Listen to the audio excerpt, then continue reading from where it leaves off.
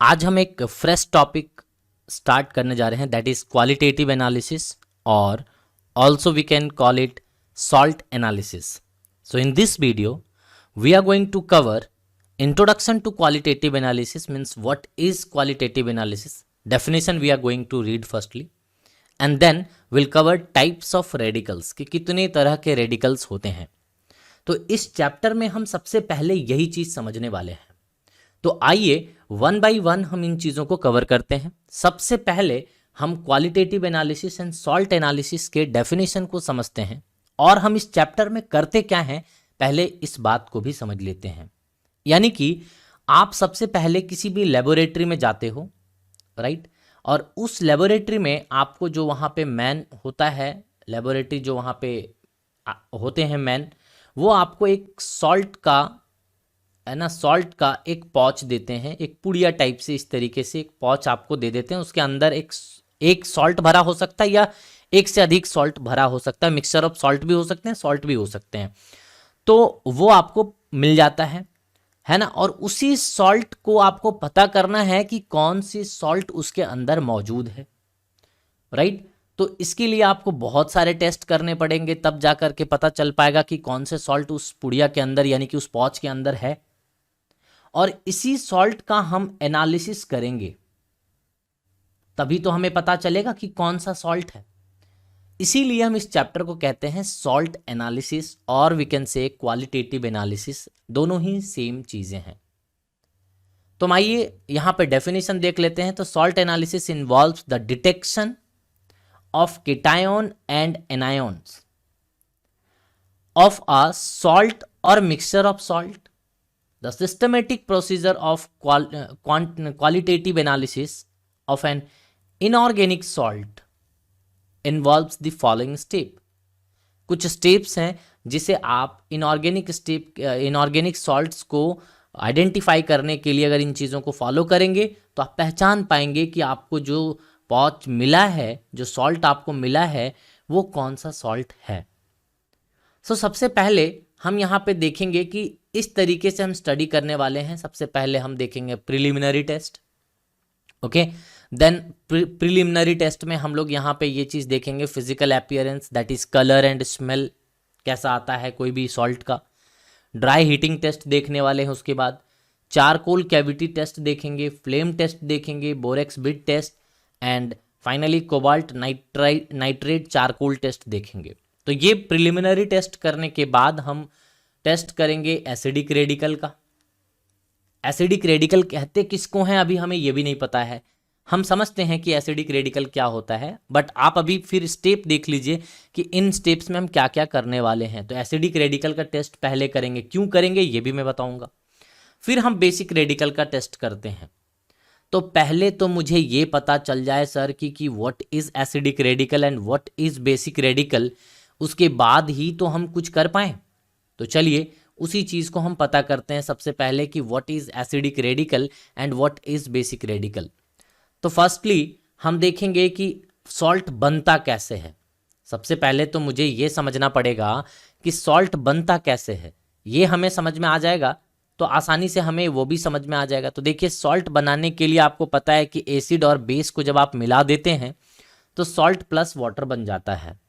अब इस सॉल्ट को थोड़ा ऑब्जर्वेशन करिए. ये जो सॉल्ट बना है आपका NaCl, ये सॉल्ट का केटायोनिक पार्ट दैट इज Na+ कहाँ से आया है, देखो तो बेस से आया है. तो कभी भी किसी भी सॉल्ट का जो केटायोनिक पार्ट है वो बेस से आता है. So cationic part comes from base, that is why we call it basic radicals. तो आज के बाद हमारे दिमाग में ये सेट हो जाना चाहिए कि बेसिक रेडिकल जो होते हैं वो आपके केटायोनिक पार्ट होते हैं. और केटायोनिक पार्ट कौन होंगे, तो मेटल्स होंगे जनरली, क्योंकि मेटल्स ही इलेक्ट्रॉन को डोनेट करके अपने टकले पे पॉजिटिव चार्ज ला सकता है, राइट. तो यहाँ पे देखिए, उसके बाद हम इस क्लोरीन माइनस की बात कर लें. तो इस क्लोरीन माइनस को अगर आप देखेंगे तो ये क्लोरीन माइनस जो सॉल्ट में मौजूद है ये कहाँ से आया है, तो ये आपको एसिड से आया है, जिसके कारण, है ना, तो Cl- anionic part comes from acid, that is why we call it what, acidic radicals. इसीलिए हम इसे एसिडिक रेडिकल्स कहते हैं. बट सर मेरे मन में एक सवाल आता है कि basic radical and acidic radical में सबसे पहले मुझे किसका टेस्ट करना चाहिए अगर सॉल्ट में मौजूद तो हो सकता है सॉल्ट में दोनों मौजूद हो, तो फिर सर मुझे टेस्ट किसका करना चाहिए पहले, ये मेरे मन में सवाल आता है। तो देखिए अगला सवाल यही है कि विच रेडिकल शुड परफॉर्म्ड फर्स्ट, पहले हमें किस रेडिकल की टेस्ट करनी चाहिए। तो नो डाउट हमें सबसे पहले जो टेस्ट करनी चाहिए वो एसिडिक रेडिकल का ही करना चाहिए, उसके बाद फॉलोड बाय बेसिक रेडिकल होना चाहिए। बेसिक रेडिकल की टेस्ट सेकंड नंबर पे होनी चाहिए, पहले एसिडिक रेडिकल की टेस्ट होनी चाहिए। सर ऐसा कौन सा रीज़न है, क्या रीज़न बता रहे हो आप, है ना। इससे पहले तो हम जब भी नेमिंग लिखते तो कैटायन को पहले लिखते थे, यानी कि बेसिक रेडिकल को पहले लिखा जाता है सब चीज़ में। तो फिर सर यहाँ पे आप एसिडिक रेडिकल की टेस्ट पहले क्यों कर रहे हैं। यहाँ पे लॉजिक हम ये देते हैं कि नेगेटिव रेडिकल्स जो होते हैं, यानी कि एसिडिक रेडिकल्स जो होते हैं वो इंटरफेयर करते हैं कुछ बेसिक रेडिकल्स को।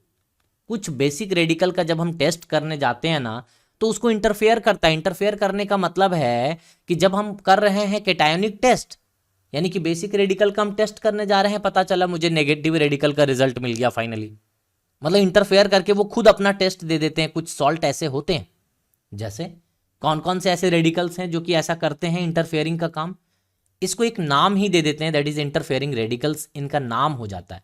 That is F minus, oxalate, है ना, बोरेट, फॉस्फेट, आर्सेनेट, सिलिकेट, ये सब आप देखोगे तो बड़े आसानी से आपको ये चीज़ जरूर दिमाग में रहे, आपके याद रहे कि इंटरफेयरिंग रेडिकल्स कौन कौन से होते हैं। क्वेश्चन यहाँ से पूछा जा सकता है आपको, है ना, 4 ऑप्शन दे देंगे, पूछ लेंगे, बोले बताइए कि इनमें से कौन सा इंटरफेयरिंग रेडिकल है।